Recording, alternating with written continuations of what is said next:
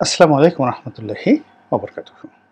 সম্মানিত দর্শক, বাংলাদেশের দুজন খুবই আলোচিত এবং সমালোচিত সাংবাদিক কাম সম্পাদক, শীর্ষ সাংবাদিক, তারা পুলিশের হাতে ধরা পড়েছেন। তাদের বিরুদ্ধে অভিযোগ হলো যে তারা শেখ হাসিনা সরকারের মস্ত বড় দালাল ছিল, তাবেদার ছিল এবং দালালি করে তারা পুরো সংবাদপত্রের যে এরিয়াটা রয়েছে, অধিক্ষেত্র রয়েছে, এটিকে কলুষিত করেছেন, কলঙ্কিত করেছেন। দ্বিতীয়ত, তারা এই দালালি করে যথেষ্ট অর্থ এবং বিত্ত এ দুটোই তারা কামিয়েছেন।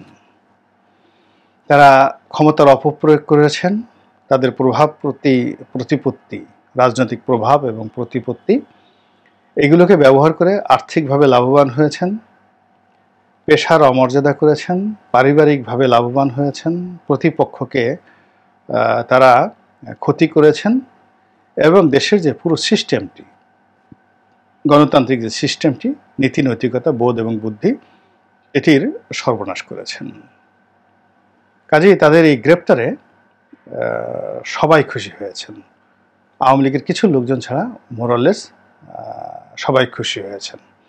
এমনকি আওয়ামী লীগের একটা বিরাট অংশ খুশি হয়েছিল। এর কারণ হলো সারা জীবন আওয়ামী লীগ করেন, মাঠে ঘাটে পথে দেখা গেল যে তারা দলের জন্য অনেক কিছু করেছেন। তারপর জেল খেটেছেন, রক্ত দিয়েছেন, অনেকে মারা গিয়েছেন। তো এই সকল আত্মত্যাগ যারা করেন দলের জন্য, তারা যখন দলের সুসময়ে দালালি করেন, অন্যায় করেন, টেন্ডারবাজি করেন, তখন জিনিসটা অতটা দৃষ্টিকটু মনে হয় না যতটা এই মোজাম্মেল বাবুরা বা শ্যামল দত্তরা যখন অপকর্ম করেন তখন মনে হয়।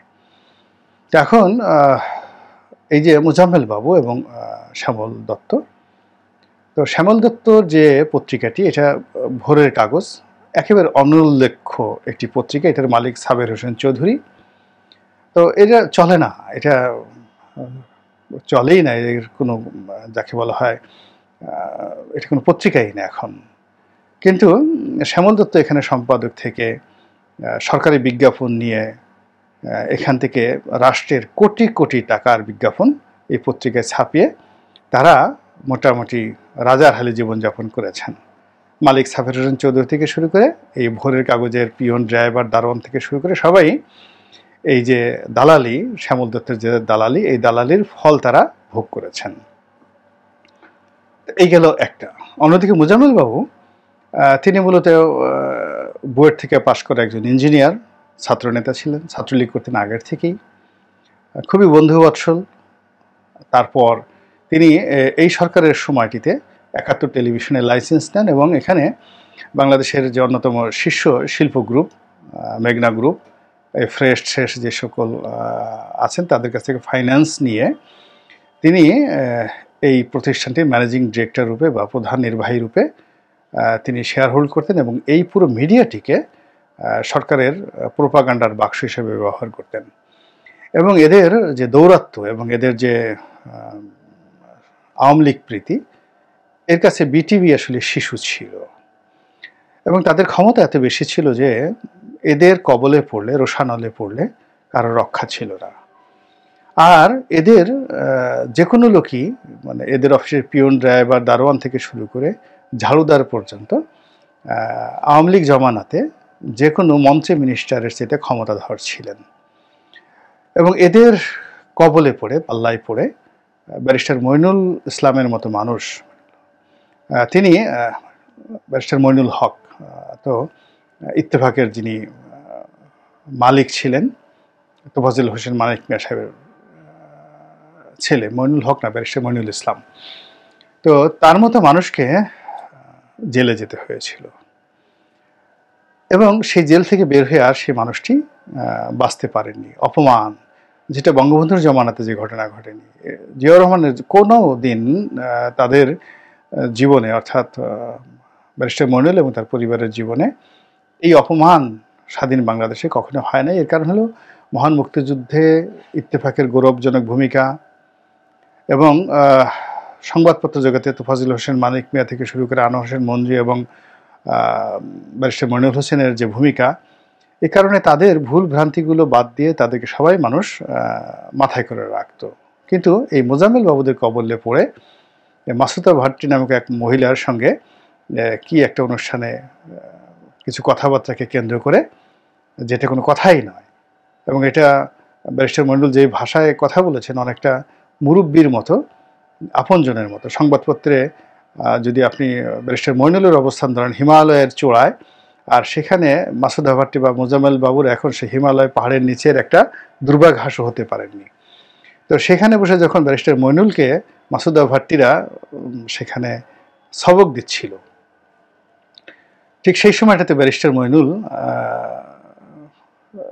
অনেকটা বলতে গেলে যে ভাষায় তিনি কথা বলেছেন, এটাকে নারীবাদীরা, মাসুদা ভাট্টিরা মানে তার বিরুদ্ধে এমনভাবে ব্যবহার করেছে এবং শেখ হাসিনাকে এবং তার ক্ষমতাকে ব্যবহার করে এই ভদ্রলোককে জেলখানায় পর্যন্ত নিয়ে ছেড়েছে। তো যাই হোক, সেই মোজাম্মেল বাবু, সংক্ষেপে তাকে সবাই মোজা বাবু হিসেবে বলেন, তো এই মোজাম্মেল বাবু গ্রেপ্তার হয়েছেন। এখন এই দৃশ্য দেখে ব্যক্তিগতভাবে আমার আনন্দ লেগেছে।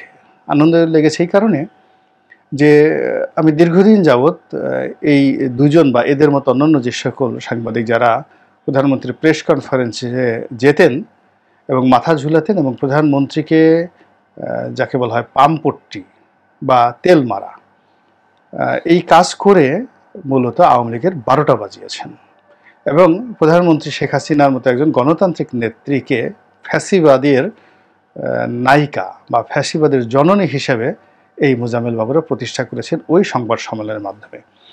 এদের যত ক্ষমতা, এই একজন আছে, নাইমুল ইসলাম খান আছে, আরও কয়েকজন আছেন, এদের যত ক্ষমতা, মানে ওখানে যে কয়জন লোক যেতেন নারী এবং পুরুষ, আমি মনে করি যে এদের সবাইকে গ্রেপ্তার করে সবাইকে এক রুমে রাখা এবং একেবারে প্রতিদিন এদেরকে ওয়াটার থেরাপি দেওয়া, এভরিডে।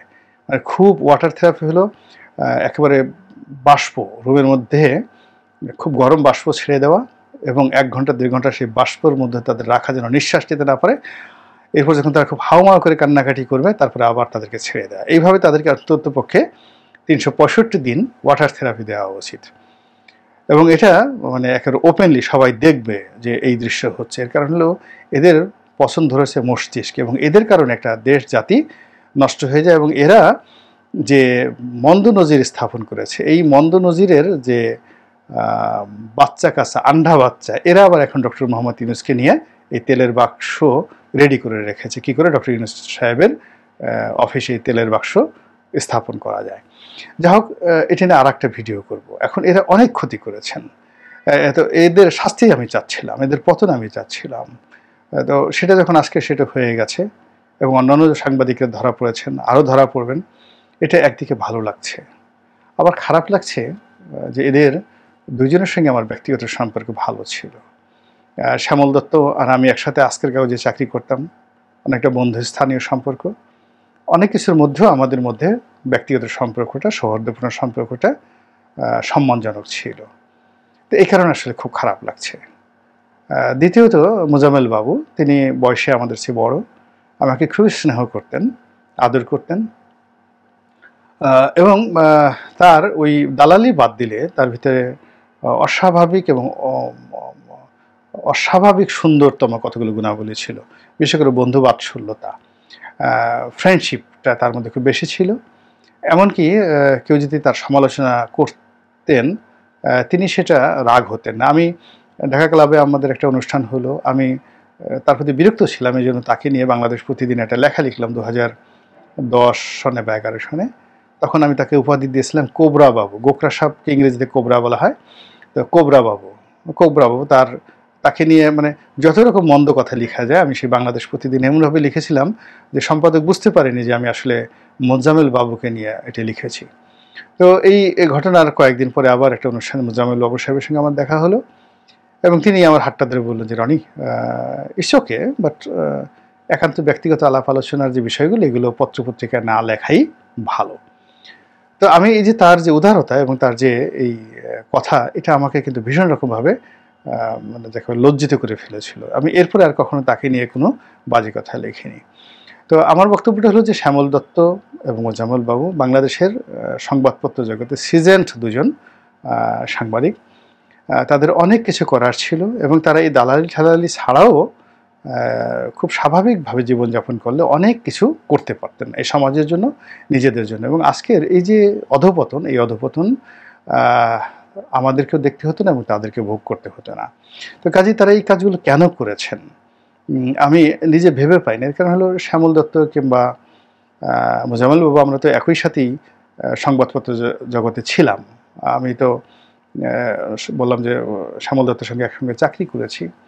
তো সেখান থেকে ব্যবসা বাণিজ্য করেছি, তারপরে রাজনীতি করেছি, একটা জায়গাতে গিয়ে পৌঁছে গিয়েছি। তো সেই পৌঁছানোর জন্য আমাকে তো কখনোই শেখ হাসিনার দালালি করতে হয়নি, বিএনপির দালালি করতে হয়নি, কারো দালালি করতে হয়নি। অথচ আমি যেখানে দরকার সেখানেই খুব ইজিলি আমি তাদেরকে পেয়ে যাচ্ছি। তো এই জন্য তো আমাকে দালালি করতে হয়নি, বরং আমি খুব নির্মমভাবে অনেকের সমালোচনা করেছি। আপনি দেখুন জামাতকে নিয়ে আমি যে সমালোচনা করেছি সেই 2009 সনে 10 সনে, এরকম টু দি পয়েন্টে কয়জন জামাতকে সমালোচনা করতে পেরেছে। সেই পার্লামেন্ট আমি দাঁড়িয়ে জামাতের বিরুদ্ধে সে 15 মিনিট বক্তব্য দিয়েছে জামাতের বিরুদ্ধে, প্রচুর লিখেছি জামাতের বিরুদ্ধে, আবার তাদের পক্ষেও বলেছি।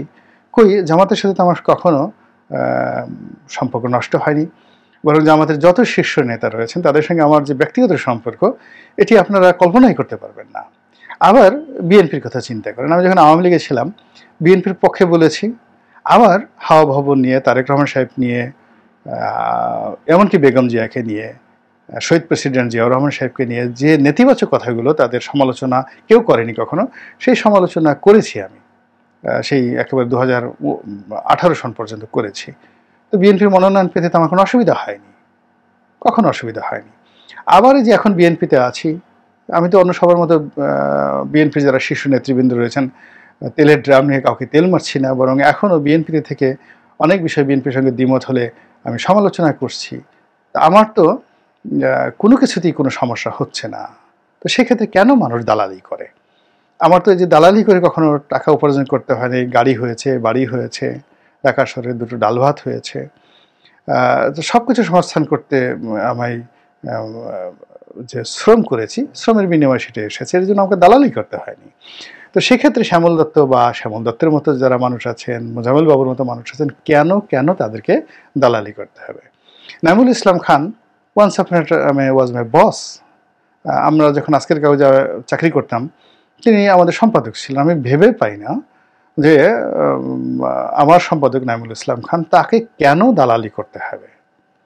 তার সাথে আমরা চাকরি করেছি, চাকরি করে আজ আমি যেখানে এসেছি, যেই জায়গাতে এসেছি, তা আমার সাথে তিনি যখন সেই 1990 সনে আমরা একসাথে চাকরি করতাম আজকের কাগজে, তিনি সম্পাদক ছিলেন, আমি মফস্বল বার্তার সম্পাদক ছিলাম।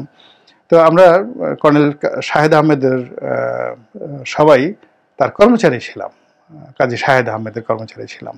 উনি বড় কর্মচারী, ওনার চেয়ে এক র্যাঙ্ক আমার একটু নিচে ছিল, মানে মফস্বল বার্তা সম্পাদক, এরপরই বার্তা সম্পাদক, এরপর সম্পাদক। তো এই হলো অবস্থা। এখানে ওই যে প্রথম আলোর মতিউর রহমান সাহেব, উনিও আমাদের সাথে চাকরি করেছেন। আনিসুল হক আমাদের সাথে না, উনি ওই যে ওদের যে একটা সাপ্তাহিক পত্রিকা হলো খবরের কাগজ, সেখানে আনিসুল হক যে এখন সাহিত্যিক, তিনি চাকরি করেছেন জিল্লুর এবং জিল্লুরের অধীন, যে এখন যে তৃতীয় মাত্রা জিল্লুরের অধীন কিন্তু এই আনিসুল হক চাকরি করেছেন। এখন আনিসুল হক সেখান থেকে এখন প্রথম আলোতে আছেন, সাহিত্যিক হয়েছেন, লেখক হয়েছেন। তো কেন তাকে দালালি করতে হবে? কেন তাকে বঙ্গবন্ধুর জন্য ইনিয়ে বিনিয়ে কাঁদতে হবে? কেন তাকে শেখ রেহানার পদলেহন করতে হবে আনিসুল হকের? আমি এটা বুঝতে পারি না, হোয়াই। বা এই যে আমাদের প্রথম আলোর মতিউর রহমান সাহেব, তিনি বিশেষ প্রতিবেদক হিসেবে, স্পেশাল করেসপন্ডেন্ট হিসেবে যোগদান করলেন আজকের কাগজে। তো তিনি এখন প্রথম আলোতে আসছেন, কেন তাকে পলিটিক্যালি এখন তাকে সবাই সন্দেহের চোখে দেখে? তো এই জায়গাতে কেন তাকে যেতে হবে? মাহফুজ আনাম সাহেবের সঙ্গে আমরা একসাথে ডেইলি স্টারে কাজ করেছি, উনি নির্বাহী সম্পাদক ছিলেন। তো কেন তাকে এখন এই বিতর্কিত জায়গায় আসতে হবে? তার কি এমন পরিবর্তন হয়েছে, বা তিনি এমন কি হতে চান যেটি দালালি না করে, ভারতের এজেন্ট না হয়ে, বা দেশ বিরোধী কোনো ঘটনা না করে অনেকেই তার চেয়ে অনেক বড় হয়েছেন, কেন তাকে এই জিনিসগুলো করতে হবে? তো এরকম আমি জিনিসগুলো বুঝতে পারি না। তো এখন এই যে দুজন সাংবাদিক গ্রেপ্তার হলেন, আরও গ্রেপ্তার হবেন, তাদের থেকে যদি অন্যান্য যারা সাংবাদিক রয়েছেন তারা সতর্ক হন এবং এই ধরনের দালালির যে কর্মকাণ্ড এগুলো থেকে নিবৃত্ত থাকেন, এটিই হবে এই গণ-অভ্যুত্থানের বিজয়ের প্রাপ্তি। আল্লাহ আমাদের সবাইকে হেদায়েত দান করুন এবং হেফাজত করুন। আসসালামু আলাইকুম ওয়া রাহমাতুল্লাহি ওয়া বারাকাতুহু।